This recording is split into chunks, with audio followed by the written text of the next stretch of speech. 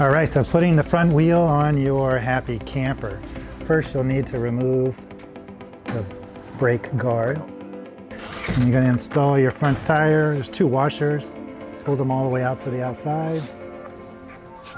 And you're going to place the disc into the caliper.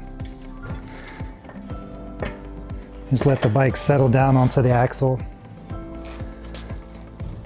And then you'll need your supplied 15mm wrench to tighten these up.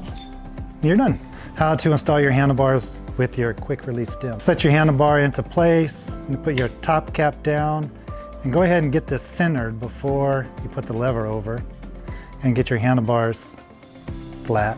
This will take a little bit of strength, so you may have to use 2 hands, and then wait for the click, and then you're locked in. If you want to adjust your handlebars up and down, you're going to have to release it, so pull this down, that up, and then move your display into place, and then secure it with a 3mm Allen wrench. And you're finished.